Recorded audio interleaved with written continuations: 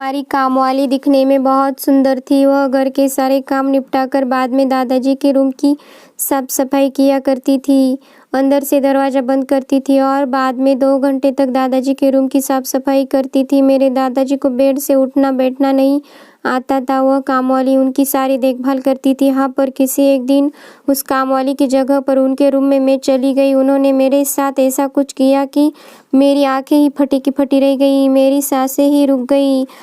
हमारा नाम दिव्या है। हम एक जॉइंट फैमिली में रहते हैं। वह मेरे दोस्त काकाश्री रहते थे, पर अब वह इस दुनिया में नहीं है। वह मेरे पापा और दादाजी घर में रहते थे। मेरे घर में सब दादाजी की ही मानते थे। उनके मुंह से निकले शब्द को कीमत थी। उन्हें पूछे बिना अब भी कुछ भी नहीं किया जाता। हमारे घर सब कुछ है, नौकर चाकर, ऐशो आराम, और उसमें हमारे घर एक नौकरानी भी थी। वह बहुत सुंदर थी। उसका नाम चेतना था। मेरे जैसे सुंदर लड़की का नाम चेतना ही होना चाहिए, ऐसा उसका कहना था। वह थी तो नौकरानी, पर उसका बिहेवियर बिल्कुल एक मालकिन जैसा ही था। उसका कारण थे मेरे दादाजी, क्योंकि वह मेरे दादाजी की पसंद की थी। वह मेरे दादाजी के सब काम करती थी। वह मेरे दादाजी बेड पर से हिल नहीं सकते थे। उनकी देखभाल यह चेतना करती थी। उनको खाना खिलाना, उनकी दवाई देना, उनके हाथ पैर दबाना, उनके रूम की साफ सफाई करना, यह सब काम वह चेतना करती थी। और उसके बाद वह मेरे दादाजी के पास बैठकर बातें भी करती थी। मेरे पिताजी हमें हर रोज कहते थे कि आप पोती होकर कोई फायदा नहीं। दादाजी की इस उम्र में आपको उनकी देखभाल करनी चाहिए, परंतु यह सब तो वह नौकरानी ही करती है। उनके पास बैठकर उनसे गप्पे करने चाहिए, पर यह सब काम तो वह नौकरानी ही करती है। दादाजी यह दुनिया छोड़कर जाएंगे तो वह अपनी सारी जायदाद प्रॉपर्टी उस नौकरानी के नाम ही कर देंगे। मेरे काकाश्री इस दुनिया में नहीं थे। उनके 2 बेटे थे और हमारे पिताजी को 2 बेटियां थी। उनके हम दोनों लड़कियां ही थी, इसलिए सारी जायदाद लड़कों में बांटी नहीं जाए, इसी की पिताजी को बहुत चिंता सताती थी। अगर यह जायदाद का बंटवारा हुआ तो 2 लड़कों को बांटी गई तो मेरे पिताजी को बस एक ही हिस्सा मिल जाता, और उसमें से भी बहुत सारा हिस्सा हमारी शादी में खर्च होने की चिंता उनको थी। इसलिए वह हमें हर रोज चिंतित दिखाई पड़ते। पिताजी के कहने पर हम दादाजी के पास बैठने को जाते, पर हमें उनके पास बैठने से बहुत अजीब लगता था। वह दादाजी हमें अच्छे पहचानते तक नहीं थे।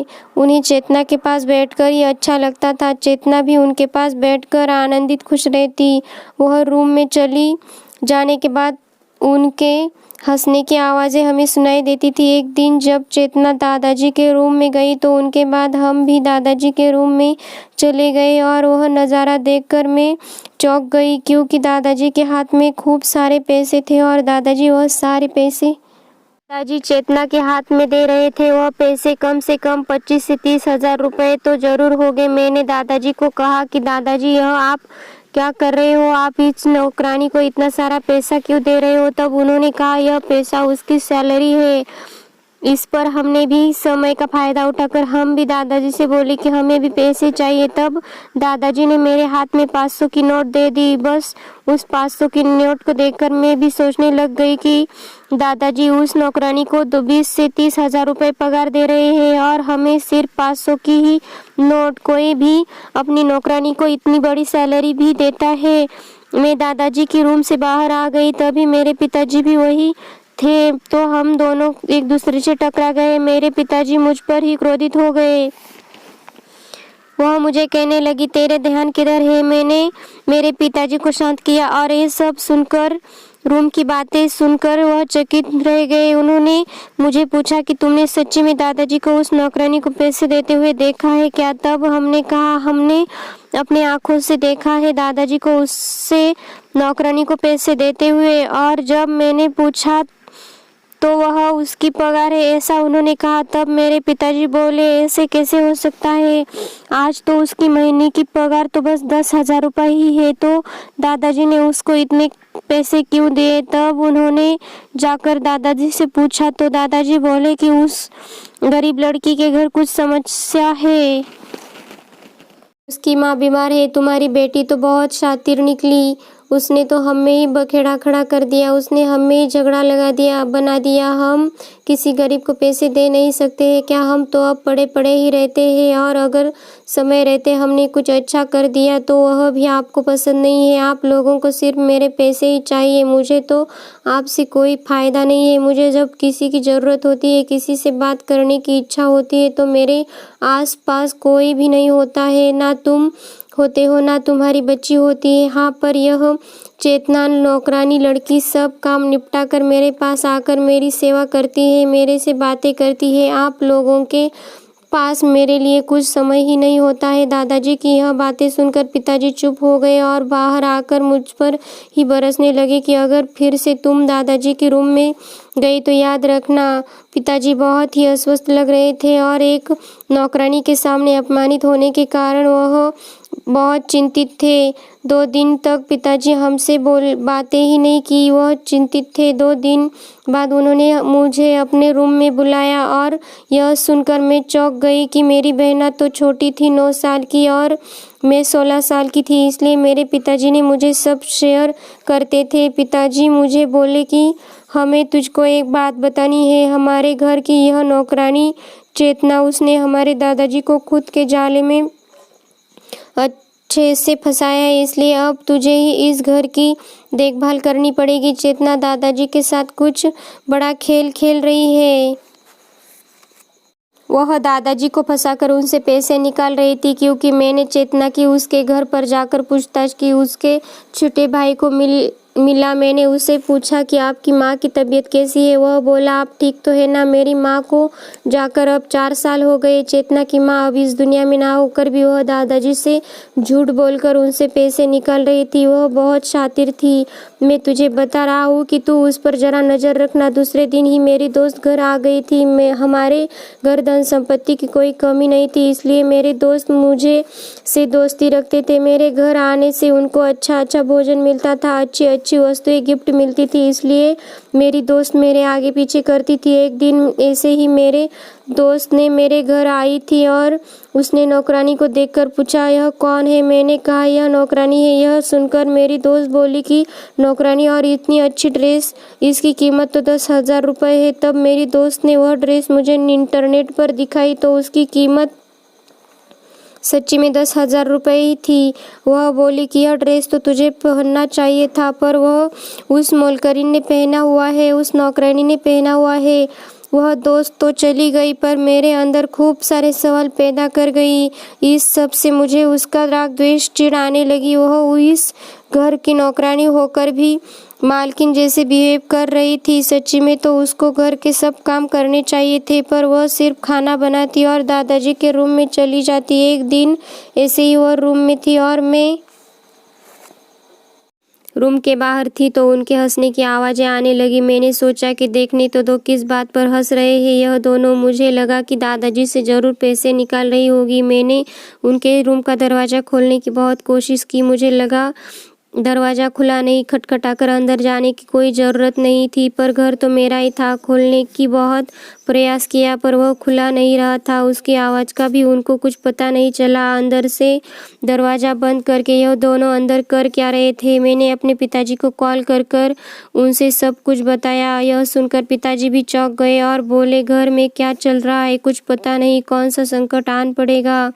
दिन ब दिन चेतना की बर्ताव में हो रहे बदलाव से यह लग रहा था कि उसके पास कुछ तो राज है। यकीनन वह उसका बढ़ गया था। वह मालकिन जैसे बर्ताव करने लगी थी। वह किसी की भी सुनती नहीं थी। एक दिन मुझसे दूध की गिलास नीचे गिर गई। वह कांच की थी, टूट गई और बिखर गई। मैंने चेतना को बोला कि यह ज़रा साफ कर लेना, तो वह बोली कि मेरा काम यह नहीं है, तुम खुद ही साफ कर लेना।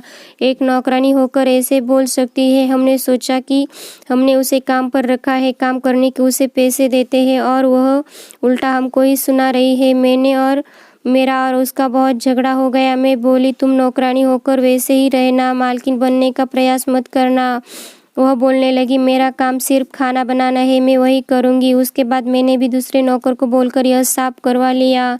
मैंने पिताजी से यह सब बता दिया। उनसे कहा कि इसको काम से निकाल देना। पिताजी भी बोले, तेरा कहना सही है, अब इसके सिवा कोई रास्ता नहीं है। पिताजी ने दूसरे दिन चेतना को नौकरी से निकाल दिया। उसे अगले महीने की पगार भी दे दी गई और बोले कि तुझे हम ज़्यादा पगार दे रहे हैं क्योंकि बिना बताए ही तुझे काम से निकाल रहे हैं। अभी जाकर मेरे मन को सुकून मिला था। मैंने चेतना को उसकी जगह दिखा दी थी। मैं एक मालकिन हूँ और तुम एक नौकरानी। चेतना अब हमारे घर से जा रही थी, पर वह अभी भी दादाजी के रूम में जाने का प्रयास कर रही थी। हमने कहा कि वह दादाजी अभी सो रहे हैं, तो वह बोली कि मेरा कुछ उनके रूम में रह गया है, वह लेकर आती हूँ। मैंने कहा कि क्या रह गया है, बता दो, मैं लेकर आती हूँ। चेतना को कुछ भी करके दादाजी के रूम में जाना था, पर हमने उसका यह प्रयास पूरा नहीं होने दिया। हमने कहा, अपना सामान उठा और चल पड़ो। चेतना हमारे घर से चली गई। हमें लगा कि किसी अनहोनी से हम बच गए। अब पापा बोले, अब जो हो गया सो हो गया, हमें भोजन बनाने के लिए किसी और नौकरानी को ढूंढना पड़ेगा। चेतना को जाकर कुछ ही घंटे हो गए थे और दादाजी की तबीयत अभी बिगड़ गई थी। पापा कहने लगी कि अब इनका ऊपर जाने का समय आ गया होगा, तुम सब मिलकर उनके रूम में पहुंच जाना। सब उनके रूम में पहुंच चुके थे। सबकी आंखों में पानी था। डॉक्टर को बुलाया गया। पापा पूछ रहे थे कि आपको क्या हो रहा है, बताओ। मेरे दोनों भाई भी आए हुए थे, दादाजी ने बताया। वह सुनकर हमारे पैरों तले की जमीन खिसक गई। दादाजी ने पूछा कि चेतना कहाँ है। वह बार पूछने लगे तो पापा जी ने उन्हें बताया कि उसे काम से निकाल दिया गया है। यह सुनकर दादाजी भड़क उठे। उन्होंने पापा को कहा कि तुम्हारी हिम्मत कैसे हुई उसे काम से निकालने की। हमें भी समझ नहीं आ रहा था कि दादाजी को एक नौकरानी का इतना क्या लग रहा था। हमने कहा, आपको कोई तकलीफ हो तो डॉक्टर को बोलना, पर दादाजी किसी की भी सुनने को तैयार नहीं थे। वह बोले, मुझे चेतना चाहिए। सब सोच रहे थे कि दादाजी को क्या हो गया है। रात के 12 बजे थे और दादाजी को नौकरानी से मिलना था। आखिरकार मेरे पापा जी चेतना को लाने गए तो वह पापा के साथ बहुत बदतमीजी से पेश आने लगी। वह बोली कि तेरे पिताजी अब मर रहे हैं, इसलिए तुम मुझे लेने आ गए। पिताजी ने मिन्नतें करी, हाथ पैर जोड़े, तब वो जाकर वह तैयार हो गई। वह घर आई। आकर वह दादाजी की हाथ अपने हाथ में लेकर बैठ गई। यह देखकर सब चौंक गए। यह देखकर मेरे पिताजी बोले, इसे हमने काम से निकाल दिया था, पर जो कुछ भी हुआ वह आपके सामने है। अब आप ही बताइए हम क्या करें। अब इस सब से मेरे पिताजी पर दादाजी को बहुत क्रोध आ गया था। वो पिताजी पर बड़े नाराज थे। दादाजी बड़े क्रोध भरी नज़र से पिताजी को देख रहे थे। दादाजी ने उस नौकरानी को कुछ पैसे दिए और बोले कि कोई भी तुम्हें काम से नहीं निकालेगा। मैं जब तक इस घर में हूँ तब तक तुम्हें इस घर से कोई नहीं निकालेगा। वह काम पर आने लगी। 2-4 दिन निकल गए। हमने ऐसे ही एक दिन उसके कपड़ों जैसे कपड़े पहनकर दादाजी के रूम में चले गए और अंदर से दरवाज़ा बंद कर लिया। जाकर हम दादाजी के पैरों के पास बैठ गए। हमने अपने मुंह को ढक रखा था। दादाजी बोले, तुम बनने का प्रयास कर रही हो क्या? हमने सर हिलाया और हाँ कहा। वह बोले, जल्दी ही माधव आ जाएगा, मैं आप दोनों की शादी करवा देता हूँ। माधव मेरा ही बड़ा भाई था। वह चेतना इस घर की होने वाली बहू थी। दादाजी ने उन दोनों की शादी करवा दी और जायदाद का खूब सारा हिस्सा भी उन्हीं के नाम करवा दिया और मामूली सा हिस्सा ही हम लोगों के नाम कर दिया, जिस पर हम सिर पेट भर सके। अब हमें पछतावा हो रहा था कि अगर हमने भी दादाजी की देखभाल की होती, उनकी सेवा की होती, उनसे अच्छे से बर्ताव किया होता, यह समय नहीं आया होता। चेतना और माधव ने नसीब बनाया था। वह बहुत खुश थे और खुशी से अपना जीवन बिता रहे थे। दादाजी ने हमसे बोलना तक छोड़ दिया था। ऐसे ही दादाजी की एक दिन तबीयत बिगड़ गई और वो चल बसे। हाँ, पर गलत तो हम ही थे। दादाजी को समझने में हमसे ही भूल हो गई। ऐसा आप कभी मत करना। अपने दादाजी की सेवा करना, उनके साथ प्यार से रहना है। भगवान हमारे जैसी दुर्बुद्धि कभी किसी को मत देना। यह कहानी कैसी लगी कमेंट सेक्शन में बताना जरूर। इस चैनल को सब्सक्राइब कर देना।